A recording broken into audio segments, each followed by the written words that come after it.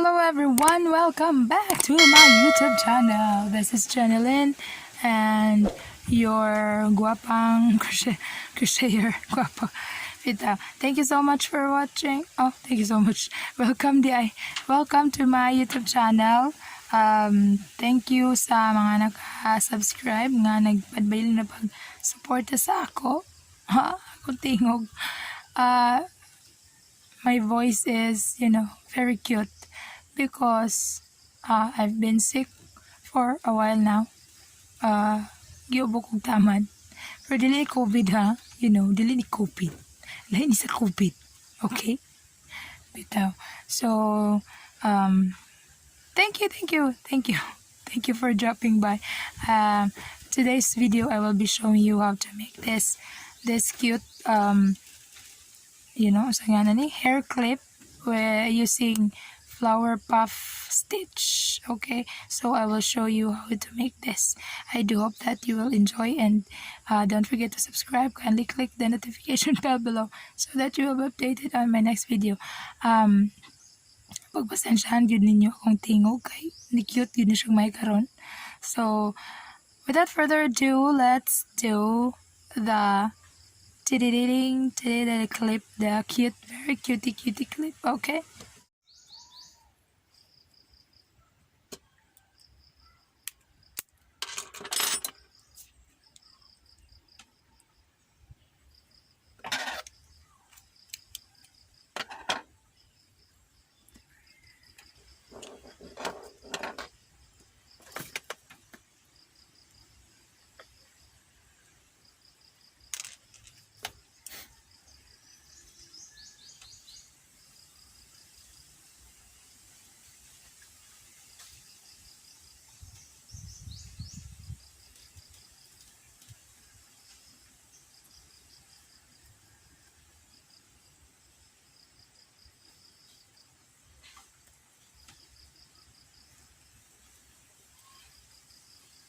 two,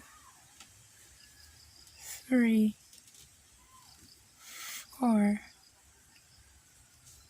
5, and 6. So in the magic ring, we are going to make a 6 single crochet, and then after that pull through the tail. I do apologize, nawa jud akong tingo, guys. And then slip stitch on the very first single crochet that we did. Okay, slip stitch as in giubo kog maayo kay ikan ko gihilantan, and then wala ni nawa na akong tingog. So after making 1, 2, 3, 4, 5, 6 single crochet, we will now begin the puff petal. So to begin, let's have 1, 2 excuse me, 2, so chain 2 and then yarn over. Okay, on the stitch that we have been nag-slip stitch tayo kanina dito, so dito tayo mag-insert ng hook. So insert your hook here and then pull the yarn just like that. Okay, so because we're going to do the puff stitch, so this is how we do it. Okay, pull your needle as much as this height, and then again yarn over once, then you have to hold this very tight, and then on the very the same stitch you have to insert your hook again and then pull the yarn, and it's just like this one. So we will repeat this 5 more times. 2, 3, 3, next 4 and 5. Okay, so 5 times, and then after making that you have to pull through there and all the way around. all throughout the all stitches. Okay, so to make that, okay, turn your hook upside down and then pull through the yarn all the way around. Okay, and then to secure, 1 single crochet and chain 2, 1, 2. Then on the next stitch here, you have to do the slip stitch. Okay, slip stitch. Alright, just like that. Okay, and then another 1, 2. So as you notice, you have now a puff petal. So chain 2 and then repeat the process. Pull the yarn, right? Okay, insert your hook on the same space that we slip stitch kanina, just like this, and then we will repeat this 5 times. 2, 3. So you have to hold this tightly.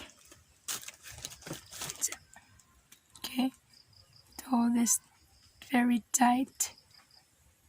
Okay, 2, 3,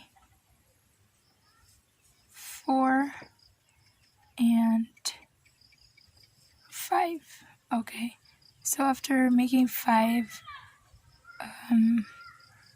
we will pull through the yarn all the way.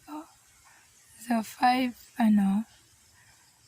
insert mo sa lahat ng 5 na stitches and then single crochet. And then after making single crochet, chain 2, 1, 2, and then slip stitch here on the next stitch. Okay, slip stitch.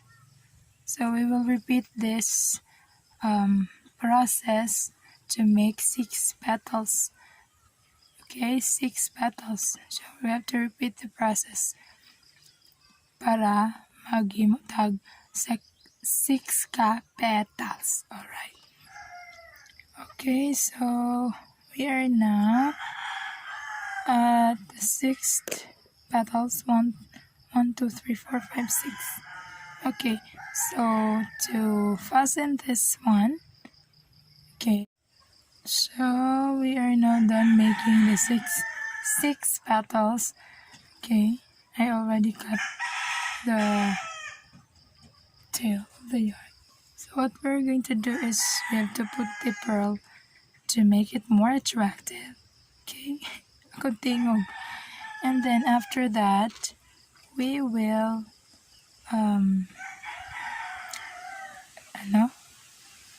ipapilit nato using our glue gun. Okay, so we have to put our pearl